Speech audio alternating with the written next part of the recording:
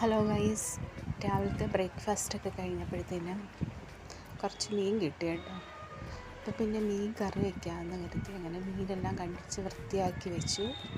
അപ്പോൾ നമ്മുടെ അയ്യത്ത് നമ്മൾ നട്ട കുറച്ച് ചീനി ഉണ്ടായിരുന്നു, അങ്ങനെ ചീനിയും പിഴുതു.